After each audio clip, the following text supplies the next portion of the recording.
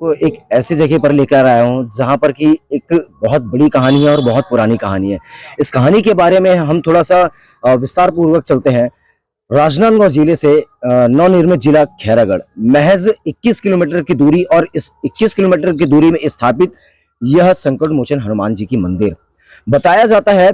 पुराने कालों पे लगभग 4 से 500 साल पुरानी ये मंदिर है और यह भी बताया जाता है कि सूत्रों से हमें जानकारी मिलती है कि पता नहीं किन जगहों से मूर्ति को लेकर आया जा रहा था, लेकिन इतनी ज्ञात हो चुकी है कि इस मूर्ति को खैरागढ़ राज परिवार की ओर लेकर जाया जा रहा था। जब मूर्ति को रास्ते में लेकर आया जा रहा था तब उस दरमियान ये मूर्ति इस स्थान पर आकर बैठ चुकी मतलब कि एक कहा जा सकता है कि भगवान का एक जो शक्ति होती है वो यहीं पर ही स्थापित हो गई।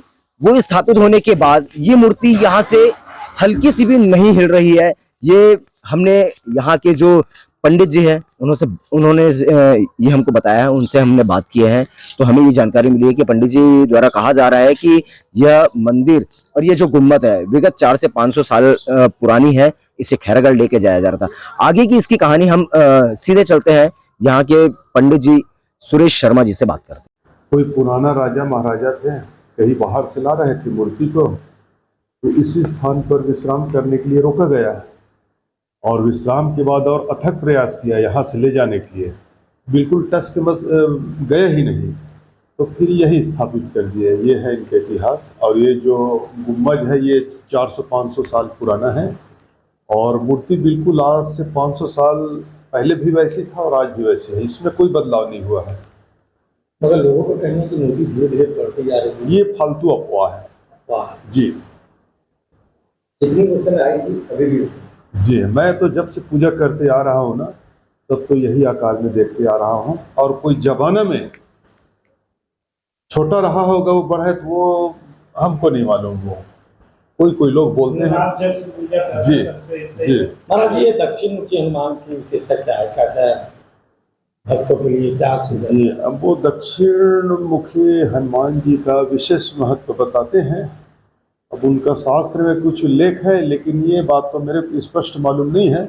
जैसे दक्षिण मुखी के वो करते हैं स्थापित, तो योग तिथि ये सब मिल के जो बने रहते हैं ना, तब दक्षिण के तरफ मुख करके उसको स्थापित करते हैं। ये है, मतलब ऐसा कोई नहीं है। जैसे आप भी अभी कर सकते हो, आप अपना कहीं मूर्ति ला लिए और दक्षिण लिख उनका योग नक्षत्र लग्न सब रहना चाहिए, तब फिर वो दक्षिण मुखी का महत्व है। ये आप कब से यहाँ पूजा करते हैं? जी मैं तो शुरू से करते आ रहा हूँ। हमारे दादाजी थे, पिताजी थे, और पिताजी स्वर्गवास हुए तब से मैं आज 30-35 साल हो रहा है मेरे पूजा करते हैं। नाम महाराज जी सुरेश कुमार शर्मा। इतिहास सर है, ये रियासत का सियासतकालीन मंदिर है। ये राज परिवार जो वीर सेन कहते थे, जो वर्तमान में अब नहीं रहे, उनके वंशज थे राजा वीरेंद्र बहादुर सेन।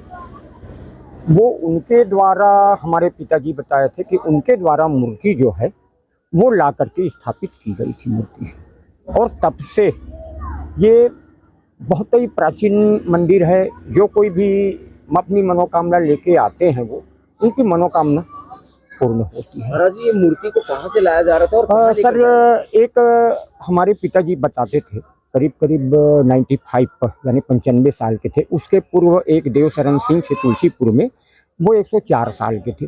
वो बताते हैं हमारे गांव में एक पीपल का झाड़ है, अभी भी है वो पीपल का झाड़, क्योंकि वो धराशायी हो गया। अब वो पीपल के झाड़ में 2 मूर्तियाँ दबी हुई थी। एक मूर्ति जो है गणेश मूर्ति और एक है हनुमान जी का। तो 2 गांव, एक गोपालपुर एक तुलसीपुर, वहाँ दोनों जगह राजा थे हमारे। एक थे देवशरण सिंह, एक थे मारुति शरण सिंह।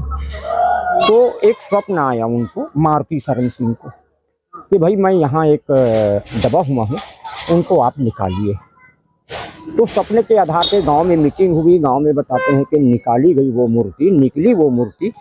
तो वकील साहब जो हमारे थे मारुति शरण सिंह, वो हनुमान जी को गोपालपुर ले जाना चाह रहे थे, पर बैलगाड़ी से भी कम 50 से 60 आदमी इस हनुमान जी की मूर्ति उठाने का प्रयास किए, लेकिन उठी नहीं वो मूर्ति। अंत में राजा साहब को बुलाया गया, फिर सिंगारपुर के लिए जब मूर्ति उठाना शुरू करिए तो 4-5 आदमी उठा करके फिर यहाँ स्थापित कर दिए। और गणेश मूर्ति, ऐसे ही प्राचीन गणेश मूर्ति जो है गोपालपुर में स्थापित है। ये इनका इतिहास है, ऐसा हमारे पूर्वज लोग बताए हैं। और शुभ नाम जी, मेरा अशोक कुमार तिवारी।